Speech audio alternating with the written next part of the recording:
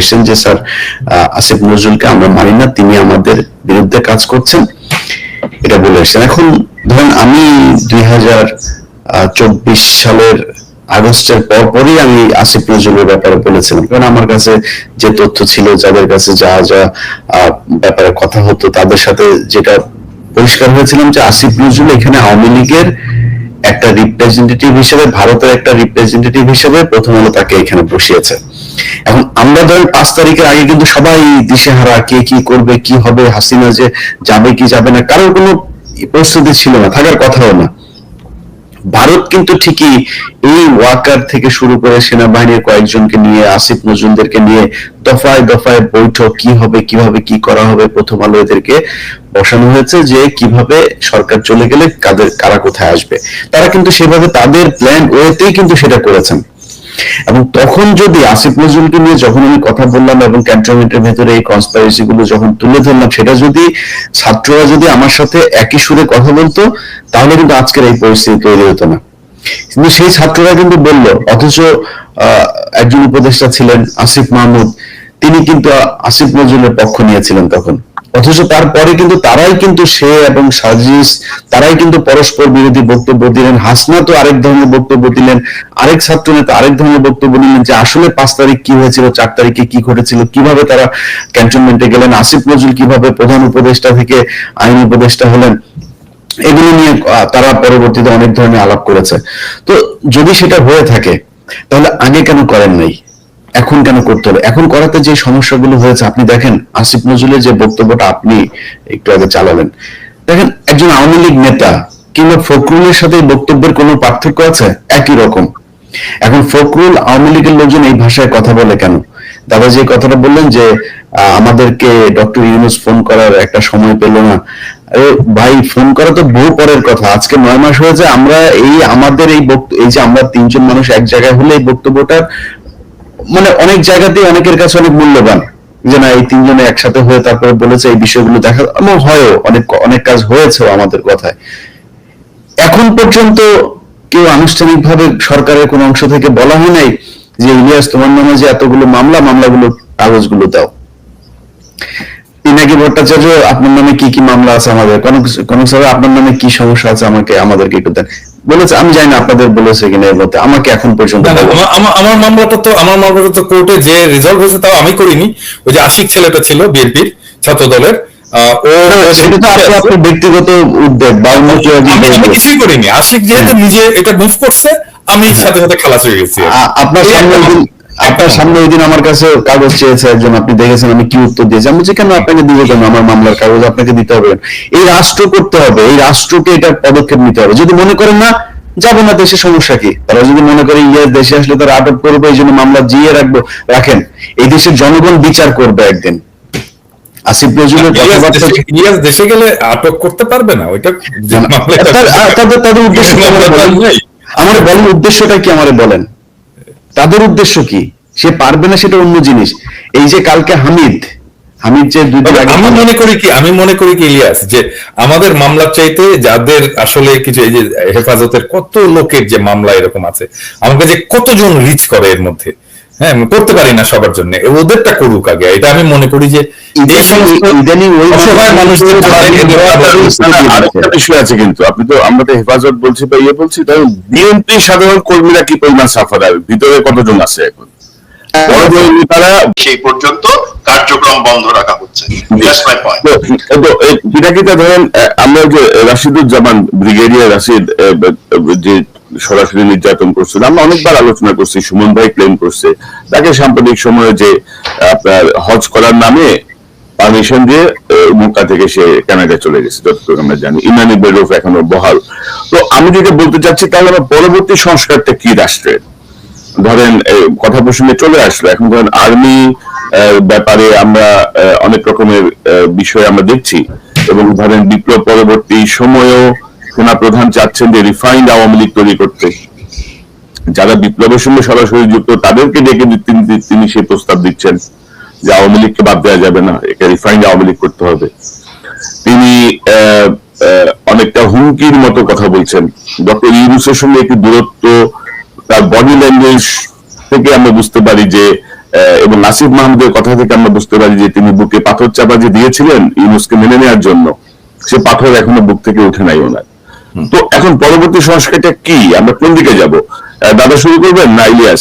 আমি একটু বলতে চাই, আমি এ নিয়ে বলতে চাই, যেহেতু আমরা সবাই এখানে আছি, আমার আজকেও একজন খুব গুরুত্বপূর্ণ একজন উপদেষ্টার সাথে কথা হলো দীর্ঘ সময় 40 মিনিট। তো আমি ওইখানে কয়েকটা জিনিস বললাম আর কি, আমি বলে রাখি। আমি বললাম যে দেখেন, আপনাদের সরকার তো রাজনৈতিক সরকার না, আপনাদের কারোই রাজনীতি করার কোনো অভিজ্ঞতা ছিল না, কিন্তু সরকার হচ্ছে একটা পলিটিক্যাল ইনস্টিটিউট। বাংলাদেশের সবচেয়ে বড়, সবচেয়ে প্রধান এবং সবচেয়ে ক্রুশিয়াল পলিটিক্যাল ইনস্টিটিউট হচ্ছে বাংলাদেশ সরকার। এবং আপনারা এই সরকারটা চালাচ্ছেন, কিন্তু আপনারা কেউ পলিটিক্যাল না। এবং এর কারণে আপনাদের যে পলিটিক্যাল ভ্যাকাম, সেই পলিটিক্যাল ভ্যাকামটাকে পূরণ করতে হয় অ্যাক্টিভিস্টদেরকে। এবং আমি খুব ক্যাটেগরিক্যালি নাম ধরে বলছি যে দেখেন, আপনার সরকারের পেছনে একটা বড় ধরনের people's mobilization, people's support mobilize করেছে 3 জন মানুষ, আপনারা মানেন বা না মানেন, পিনাকি, ইলিয়াস আর কনক সারোয়ার। হ্যাঁ, তো আমি ওনাকে বললাম যে আচ্ছা দেখেন, এই যে প্রফেসর ইউনূস কাতারে গেলেন, কাতারে যে কথা বললেন, ডায়াসপোরার সাথে কথা বললেন, তো কিছু সময় কাটালেন, তো প্রফেসর ইউনূসের কি মনে হয় না যে পিনাকি, ইলিয়াস, কনক সারোয়ারের সাথে একটু বসে কথা বলি, ওরা কি ইয়ে করে? কেন মনে হইলো না 9 মাসে? মানে আমরা কি কামলা, যে আমরা কামলা দিয়ে যাবো সারাক্ষণ? আমরা তো কামলা না। হ্যাঁ, এবং সেই কারণে ওনারা একের পর এক মিস্টেক করছে। এবং যখন দেখে যে জনগণ মাঠে নামছে, রাস্তায় আছে, পিপলস সাপোর্ট আছে, তখন ওনারা একটা সাহসী পদক্ষেপ নিতে পারে। কিন্তু ওনারা প্রোঅ্যাক্টিভ হয়ে কখনোই পিপলস ভয়েস যারা রেইজ করে তাদের সাথে এঙ্গেজ হওয়ার প্রয়োজনীয়তাটা মনে করে না, বোধ করে না। উপদেষ্টারা হয়তো করে, কিন্তু এটা প্রফেসর ইউনূসকে করতে হবে, এটা আমি মনে করি, এবং এটা করা উচিত। এবং এটা যদি উনি না করেন, তাহলে এটা সাফারার হবেন উনি নিজেই, আর কেউ না। এখন দেখেন, ওনারা ঐক্যমত কমিশন করলেন, তাই না? আমি এটা নিয়ে অনেকবার বলছি, এবং ওনারা আসছেন, আলিরিয়াজকে দিচ্ছেন, আর আলিরিয়াজ পলিটিক্স করছেন এক সময়। হ্যাঁ, কিন্তু পলিটিক্যাল পার্টিগুলোর সাথে কিভাবে মিডিয়েট করতে হয় এই স্কিলটা ওনার নাই। হ্যাঁ, ওখানে নিয়মনী রায়দারকে বসাইছে, তারও নাই।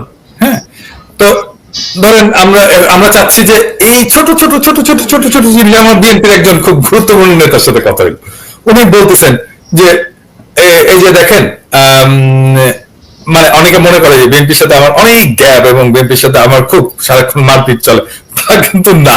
মানে বিএনপির ধরেন গুরুত্বপূর্ণ নেতারাও মাঝে মাঝে ফোন করেন, পরামর্শ নেন, কথা বলেন, এক্সচেঞ্জ করেন, এবং ওনাদের সাথে যখন কথা হয় আমার, তখন কিন্তু আমার কোনো আর্গুমেন্টকে ওনারা ফেলে দেন না, ওনারা অ্যাকসেপ্ট করেন, গ্রহণ করেন, সিরিয়াসলি নেন। ধরেন আমি বললাম যে দেখেন, এই যে ঐক্যমত কথাটা হচ্ছে, এটাই আমাদের পরবর্তী, আমাকে বলছে সংস্কার কি, মানে এই যে ধরেন 18 বছর কি 16 বছরের নাকি 17 বছর ভোটের সময়, এটা কি সংস্কারের একটা গুরুত্বপূর্ণ? আমি বললাম এটা সংস্কারের গুরুত্বপূর্ণ কোনো এলিমেন্ট না। আমি যে সংস্কারটা চাই সেটা আপনিও চান, কিন্তু আসলে আমরা বলতে পারতেছি না, বিএনপির ল্যাঙ্গুয়েজে বলতে পারতেছি না। সেই জন্য বিএনপি মাঝে মাঝে এদিকে সরে যাচ্ছে, ওইদিকে সরে যাচ্ছে, এদিকে যাচ্ছে, ওদিকে যাচ্ছে, মনে করতেছে, সন্দেহ করতেছে। আমি বলছি যে দেখেন, আমাদের সংস্কারগুলো কি কি হইতে হবে। আমি খুব সিম্পল, এই 2 দিন আগে আমার এই কানে গেলাম, এখানে বিএনপির ছেলে পেলে, ইয়াং ছেলে পেলে, সব ব্রাইট ছেলে পেলে, অনেক কাজ করে, কানে কাজ করে। তো হঠাৎ করে আমাকে দেখছে রাস্তায় আর কি, তারপরে দেখে এসে দৌড়ে ধরছে বেশ কয়েকজন, মানে 10-12 জন। হ্যাঁ, তো এসে বলতেছে যে দাদা এরকম আমরা বিএনপি করি, আমরা আপনার ইয়ে শুনি, কিন্তু মাঝে মাঝে বিএনপির খুব রাগ হয় আমাদের। আমি বললাম যে আমারও তো হয়, হ্যাঁ, বিএনপি আমাদের রাজপথের এলাই ছিল, আমারও তো রাগ হয়। আমি ওদেরকে বললাম, ওদের সাথে আলাপ করেই কিন্তু কথা বলতেছি, কথা বলতে ওই জিনিসগুলো চিন্তা করবো। আমি বললাম যে দেখেন, আমি যে সংস্কারটা চাই, এটা আমি আপনাকে বলি, এটা বিএনপিও মানবে, কিন্তু এটা বিএনপিকে বলা হচ্ছে না এইভাবে। প্রথম জিনিস, ধরেন আমরা 2024 সালের নির্বাচনটাকে আমরা অবৈধ ঘোষণা করব। হ্যাঁ, তাতে কি হবে? তাতে শেখ হাসিনার সরকারটা দখলদার সরকার হিসেবে ঘোষিত হবে, তাই না? তাহলে কি হবে? অবৈধ ঘোষণা করলে শেখ হাসিনার সরকার দখলদার সরকার হলো, তাহলে আমাদের জুলাই বিপ্লবে আমরা যা যা করেছি, হ্যাঁ, সবকিছু বৈধ হয়ে যায়। এবং আমরা একটা দখলদার বাহিনীর সাথে ফাইট করেছি, তাহলে কি আওয়ামী লীগ বলেন, এই বলেন, কথা কামাল বলেন, ওটা সেটা, এই যে বিএনপির ফজলুর রহমান ইত্যাদি যারা, তারা যেটা বলতেছে যে পুলিশ হত্যা, অমুক তমুক, নবনীতা বলতেছে না, সবকিছু থেকে আমরা ইমিউন হয়ে যাই। হ্যাঁ, কারণ আমরা দখলদারের সাথে তো ফাইট করব, তাদেরকে মারবো, ওরা আমাদেরকে মারবে।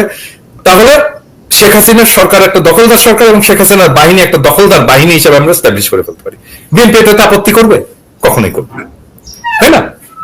2 নাম্বার, সংস্কার প্রস্তাব সংবিধানের এইটা সেটা অমুক তমুক ধর্মনিরপেক্ষতা ওটা সেটা প্রচুর ছোট ছোট ছোট ছোট ছোট জিনিস। আমি বলছি যে আমি জিয়াউর রহমানের সংবিধান চাই। জিয়াউর রহমান যেটা ক্ষমতা এসে এনাক্ট করছিলেন, আমি ওই সংবিধান চাই। মানে দেখেন, এটাতে আমার আমার আমার চাওয়াটাও হয়ে যায়, কারণ আমি তো প্রেসিডেন্সিয়াল সিস্টেমের পক্ষের লোক। হ্যাঁ, সো আমি যদি প্রেসিডেন্সিয়াল সিস্টেমটাকে এনাক্ট করতে চাই, আবার ফিরে আনতে চাই, তাহলে জিয়াউর রহমানের সংবিধানটাই ফ্যান্টাস্টিক। ওইখানে আছে জিয়াউর রহমান নিজেও প্রেসিডেন্ট ছিলেন। এটাকে বিএনপি না মানবে? এটা হবে? হবে না। বিএনপি এটাও মানবে। তাহলে দেখেন, আমরা 2টা খুবই বড় সংস্কার করে ফেলতে পারবো এবং এটা মানায় ফেলতে পারবো। আমার এত মিটিং এরও দরকার নাই, একটা 5 মিনিটের কথা এটা সবাই মেনে ফেলবে। এইরকম আমরা যদি, আমি তো 2টা বললাম, আমরা যদি চিন্তা করে আরো 2টা বের করি এরকম এবং প্রেজেন্ট করতে পারি প্রেজেন্টেবল ওয়েতে, তাহলে দেখবেন আমাদের সংস্কার নিয়ে এত মূলামূলি আর থাকবে না। এটা সিম্পল হয়ে যাবে। ধরেন আপনি যেগুলো বলছেন এগুলো ধরেন কি বলবো, এটা ধরেন একটা একটা দীর্ঘমেয়াদী একটা প্রক্রিয়া বা একটা ঐক্যমত্য বা এরকম একটা বিষয় এবং খুবই গুরুত্বপূর্ণ। কিন্তু আমি যদি বলি যে ধরেন আওয়ামী লীগের কার্যক্রম নিষিদ্ধ করা 9 মাসে তারা কোনো সিদ্ধান্ত নিতে পারলো না। 9 মাস পরেও এই যে 11 বছর আগে গুম হওয়া সুমনের বাসায় ওয়ারেন্ট যায়, যেই মামলাগুলো 3 মাসের মধ্যে সকল মামলা এবং ওয়ারেন্ট বাতিল হয়ে যাওয়ার কথা, 9 মাস ধরে তারা এখন লম্বা লম্বা সরি বলে যে আমাদের ভুল হয়েছে। এখন পরবর্তী ছাত্রদের পদক্ষেপ কি হওয়া উচিত? আমরা কি সেনাবাহিনী সংস্কারের দিকে যাব? আমরা কি বিচার সংস্কারের দিকে যাব?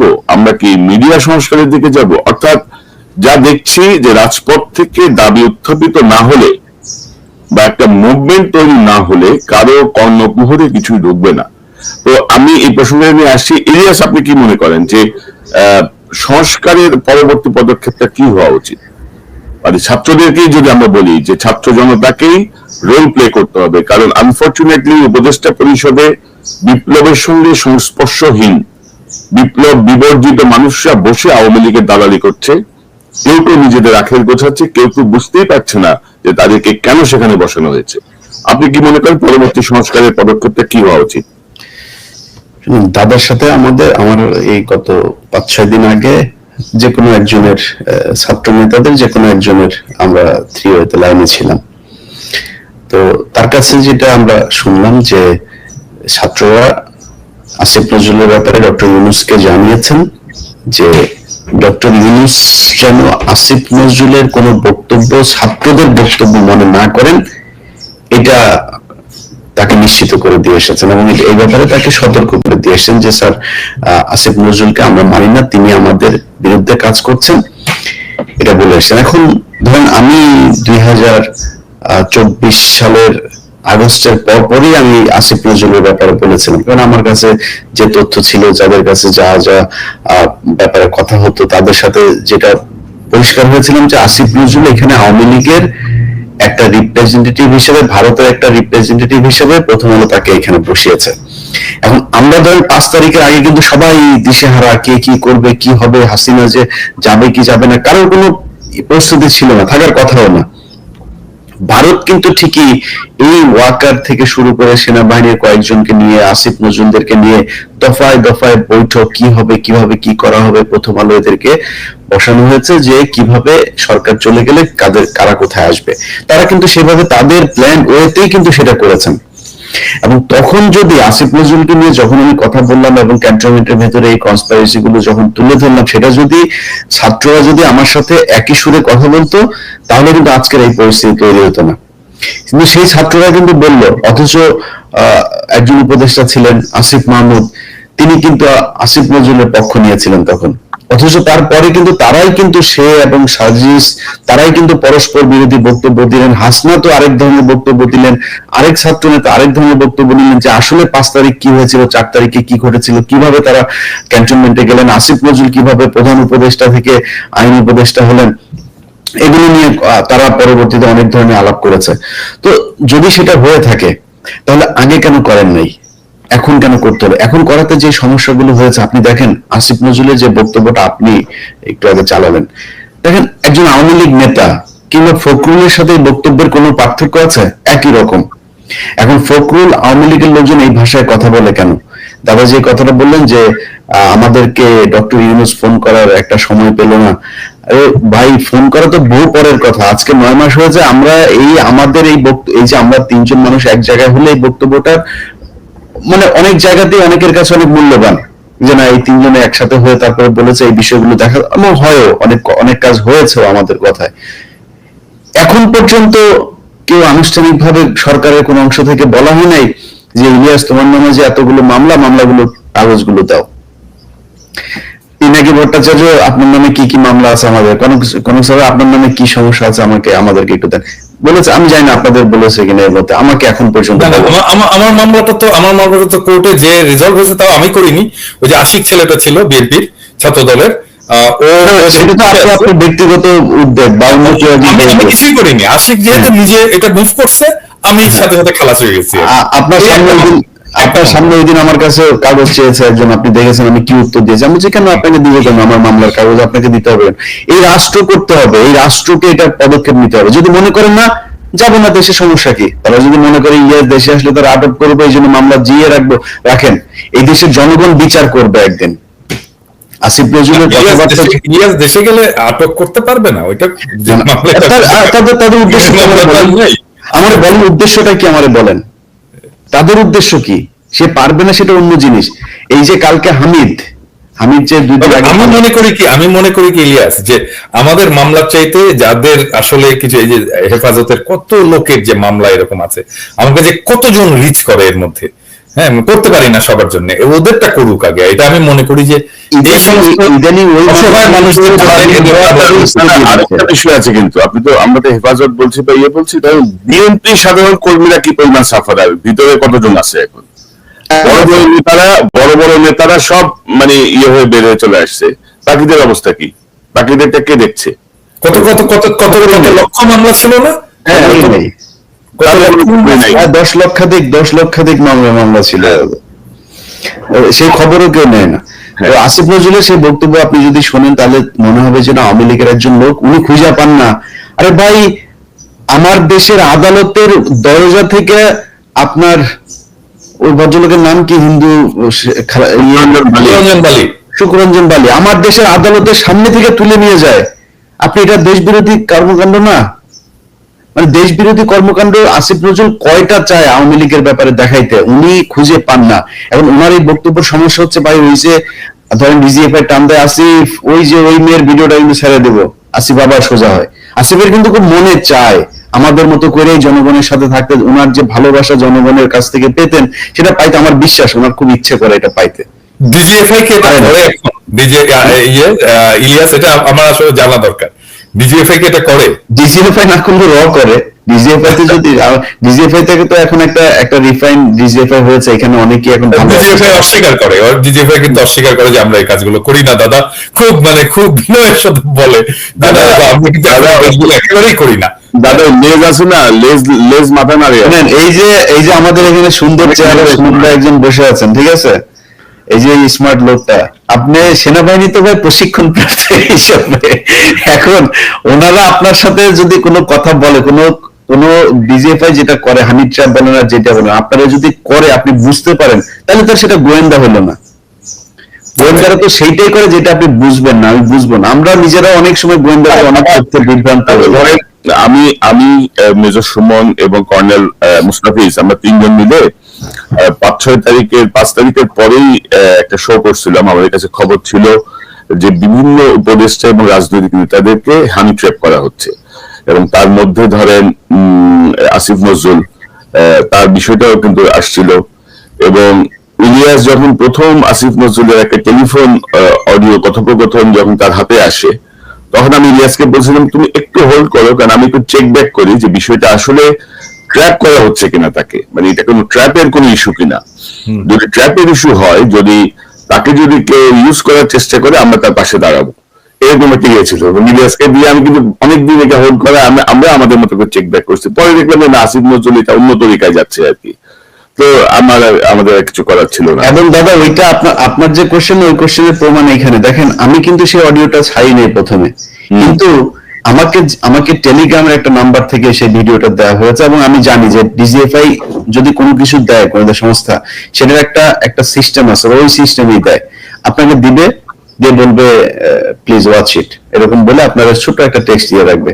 তো তারা আপনি জিজ্ঞেস করুন ভাই কে আপনি, কোথায় পেলেন, আর কিছু আছে কিনা, কোনো জবাব আপনাকে দিবে না, শুধু ওইভাবে খেলা রাখবে। আমরা কিন্তু এই জাতীয় আশঙ্কা সম্ভাবনা আমরা কিন্তু সব তুলে ধরছি, কিন্তু আমি সুমন ভাই এখানে কনক ইফ ইউ অ্যালাউ, সেটা হচ্ছে কি এই কাজগুলো সুমন আপনার মাথার উপরে আপনার ক্যামেরাটা একটু বেয়াদবি করতেছে। আচ্ছা, এই বিভিন্ন দেশের রাষ্ট্রীয় যে গোয়েন্দা সংস্থার প্রতিরক্ষা, তারা কিন্তু এই কাজগুলো করে, অনেকটাই করে কি, ধরেন আপনি এই যে এই ভারতের সেন্সিটিভ ইনফরমেশন গুলা কিন্তু আইএসআই জোগাড় করছে হানি ট্র্যাপ করাই, সেটা আমরা জানি, খুব সুন্দর স্টোরি। এখন পার্থক্য কি, শেষ তার শত্রু বা সম্ভাব্য শত্রু দেশের সম্পর্কে সেই জিনিসগুলো করে, তথ্য আদায়ের জন্য, নিজস্ব নিরাপত্তার জন্য এগুলা করে, যে তাদের সেন্সিটিভ ইনফরমেশন যাতে বাইরে না যায়, কাউন্টার এসপিওনাজ। ভাই আমার নিজের দেশের লোকের এগেইনস্ট আমি কেন সেটা করবো? That's the question. যেই ডিজিএফআই করে কি করে না, যে কোশ্চেনটা আসছে, সেটা আমি নিশ্চিতভাবে আমি আপনাদেরকে বলি, হ্যাঁ করে আসছে। এখন কতটুকু কমে গেছে, জেনারেল জাহাঙ্গীর সেখানে আছে, অ্যাপারেন্টলি সেই চেঞ্জ গুলার মধ্যে আছে যে এই জিনিসগুলো আমরা করব না। তুমি করো ডিজিএফআই হিসেবে, তুমি আমাদের যেই দাদাদের সাথে অন্যদের সাথে তাদের সাথে করো, নো প্রবলেম। আমাদের নিজেদের নাগরিকের উপরে সেই জিনিসটা তুমি করবা না, এইখানে ফুল স্টপ। রাইট। তবে আপনার ধরেন আমরা কিন্তু দাদা প্রথম থেকে কিন্তু ধরেন উপদেষ্টা যারা ছিল, মানে যেই ঢুকুক সেনাবাহিনী, প্রত্যেকটা জায়গায় কিন্তু আমাদের একটা সাপোর্ট ছিল, আমরা চেষ্টা করছিলাম যে না একটা পরিবর্তন। এখন যত দিন যাচ্ছে না, তারাই তাদের চেহারা আস্তে আস্তে সামনে নিয়ে আসছে, এবং আমরা কিছু করতে পারছি না, মানে আমাদের জায়গাগুলোতে আমরা যুক্তিবদ্ধ ভাবে এগুলো মেনে নিতে পারছি না, যার জন্যই আমাদেরকে অনেক কথা বলতে হচ্ছে, এবং আমরা আবার অনেকে ক্ষমতার স্বাদ পেলে তখন সবার চেহারাই বদলে যায় আর কি। আমি জানি না আপনারা কনক সারাওয়ার যখন মন্ত্রী হয়ে যাবে তখন আবার কি হয় দেখতে হবে আর কি। তো এখন দাদা আমি যে প্রসঙ্গটা আনতে চাচ্ছিলাম, যে আমাদের আসলে এখন পরবর্তী স্টেপটা কি হবে? আমরা কি সেনাবাহিনী সংস্কার চাইবো? কারণ ধরেন ইলিয়াস বা আপনাদের মধ্যে কে একজন বলছিলেন যে এই যে হাসিনা যে পাঠানো হয়েছে, এটা কিন্তু হুট করে পাঠানো হয়নি, এটা কিন্তু আরো 4-5 দিন আগে থেকে কিন্তু মোটামুটি তারা টের পেয়ে গেছে, বিশেষ করে পার্শ্ববর্তী দেশে গোয়েন্দা সংস্থা সহ। এবং আমরা যতটুকু জানি 2-3 তারিখ থেকে মোটামুটি প্রস্তুতি নেওয়া হয়েছে, হাসিনা কোথায় যাবে, কিভাবে এখানে সরকার হবে, কারা কারা থাকবে, এরকম একটা ধারণা তখন থেকে তৈরি করা হয়েছিল। তো মেজর সুমন, আপনি কি মনে করেন, ধরেন সেনাবাহিনীতে আমি যেটা দেখছি যে এক খুনি জিয়াউল হাসানের উপর দিয়ে কি পুরো সেনাবাহিনীকে পার করে দেওয়ার চেষ্টা চলছে, মানে একজনের দিয়ে বাকি সব কি মানে সাবস্ক্রাইব করে দেওয়ার চেষ্টা চলছে, বা এই মুহূর্তে কি সংস্কার বা কি হইতে পারে, মানে আওয়ামী লীগ এর কার্যক্রম নিষিদ্ধ পরবর্তী বিষয়টা কি মনে করেন আপনি? সেনাবাহিনীর দিকে কিন্তু মানুষের অনেকের দৃষ্টি, বিশেষ করে ওয়াকার সাহেবের বিভিন্ন সময়ের যে কার্যক্রম, সবকিছু মিলিয়ে আপনার পর্যবেক্ষণটা আপনি কি মনে করেন, কি করা উচিত এখন? জি,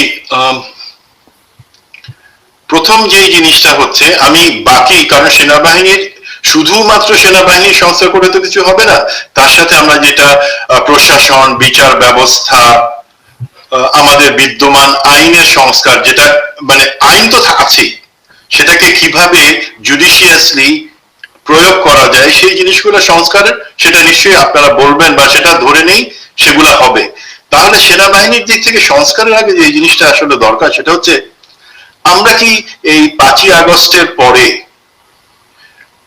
সেনাবাহিনী অথবা সশস্ত্র বাহিনীর কোন দিক থেকে কোন বক্তব্য আসছে যে আমরা খুনি স্বৈরাচারী পতিতা হাসিনার এবং তার দল বা প্রশাসনের চাপে পড়ে বাধ্য হয়ে, যেহেতু আমাদেরকে নিয়ম অনুযায়ী সরকার প্রধান বা প্রতিরক্ষা বাহিনীর প্রধানের কথা শুনতে হয়, সেই কারণে আমাদেরকে আমরা এই অন্যায়গুলা হয়েছে যেগুলার জন্য আমরা অনুতপ্ত, এবং সেই জায়গা থেকে আমরা চাই ভবিষ্যতে আমরা যে পথটুকু চলবো সেখানে আমরা জনগণের আস্থা নিতে চাই। তারা সংস্কার কতটুকু করবে তার আগে তারা কি এই তাদের মাইন্ডসেটটা যে স্বীকার করে নেওয়া যে অন্যায় হয়েছে, খারাপ কিছু হয়েছে, যেটা একটা জাতীয় সেনাবাহিনী, সেটা তো শুধু আমি সেনাবাহিনীর সদস্যতা না, আমাদের সবার সেনাবাহিনী, সেই সেনাবাহিনী কি সেই জিনিসটা স্বীকার করছে, সেটা ইম্পর্টেন্ট। যখন সে এই জায়গাটাতে স্বীকার করবে যে আমরা এই অন্যায় করেছি, এই অন্যায়গুলা আমি করি নাই, বাট আমাদের বাহিনী তার দায়িত্ব এড়াইতে পারে না, তখন কিন্তু সে সংস্কারগুলো আইডেন্টিফাই করতে পারবে ব্যর্থগুলো কোথায় কোথায় হয়েছে, আমাদের কি করবার কথা, তার বাদে আমরা তার বাইরে কি কি জিনিসগুলো করেছি, কেন করেছি, সেটাকে অ্যাভয়েড করার কোনো উপায় আছে কিনা, সেগুলা সে করতে পারবে। প্রথম কথা, রাওয়া যেটা রিটায়ার্ড আর্ম ফোর্সেস অফিসারদের একটা অ্যাসোসিয়েশন, সেখানে কিন্তু একটা আলোচনা হয়েছে যেখানে মাহমুদ ভাই জয়েন করছিলেন সপ্তাহ 3 আগে। সেখানে যে ব্যাপারটা হচ্ছে সেখানে কিন্তু এই জিনিসটা আসছে হালকা ভাবে, বাট আমি যে জিনিসটা বলতে চাই এবং সেখানকার অফিসারদের গ্রুপের কথাবার্তা গুলা শুনে আমার মনে হয় যে সংস্কারের ব্যাপারে যে সেনাবাহিনীতে সংস্কারটা হওয়া উচিত, আমাদের সার্ভিং রিটায়ার্ড সমস্ত অফিসাররা কিন্তু সেটা বুঝেন। এখন তারা মনে করছেন রাজনৈতিক প্রভাব মুক্ত একটা সশস্ত্র বাহিনী তারা চান বা বলছেন, বাট আমার কথা হলো আমাদেরকে কিন্তু flip side of the coin সেখানেও তাকাতে হবে। আমরা গত 30 বা 40 বছরে কি দেখছি, শুধু রাজনৈতিক প্রভাবমুক্ত সেনাবাহিনীর কথা বললে হবে না, সেনাবাহিনীর প্রভাবমুক্ত রাজনৈতিক পরিবেশ সেটাও কিন্তু আমাদের আলোচনা করতে হবে। তো আমার মনে হয়, কারণ আমরা দেখছি তো সেনাবাহিনী কিভাবে ইন্টারফেয়ার করে বা করেছে। সেনাবাহিনী ইন্টারফেয়ার করতে পারে যখন জাতীয় দুর্যোগ বা সেই ধরনের জায়গাগুলোতে আমরা আসবো, জনগণ চাবে। জনগণ কোথায় কবে চাইছিল যে কারণে সেনাবাহিনীকে ইন্টারভেন করতে হয়েছে, যারা জাস্টিফাই করতে পারবে সেই জিনিসগুলো পারবে না।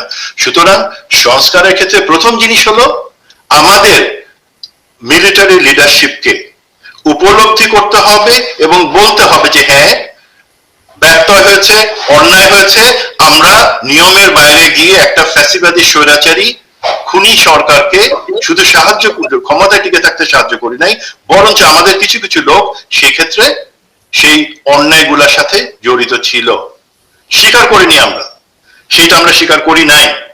তাহলে হবে কি, প্রথম জিনিস আমি বললাম যে না, যারা করছে তারা আউট, আমরা সেটার সাথে নাই, আমরা এখন সংস্কার করব যারা সংস্কার পন্থী বা আমরা চাই দেশের জনগণের আকাঙ্ক্ষাতে বাস্তবায়ন করতে। দেন প্রথম জিনিস হচ্ছে এই জায়গাটা যে আমাদেরকে চিন্তা করতে হবে রাজনীতির প্রভাবমুক্ত সেনাবাহিনী কিভাবে আসে, এবং একই সাথে আমরা রাজনীতিতে হস্তক্ষেপ করব না, যেটা পিনাকিদা বললেন, ইলিয়াস বললো যে কেন ভাই আমি এই ছেলে পেলেকে বাচ্চার সাথে পলিটিক্যাল লোকজনকে বাসায় দাওয়াত করে করে খাওয়াবো, পিকনিক ফুর্তি করবো, আমার তো সেটা কাজ না।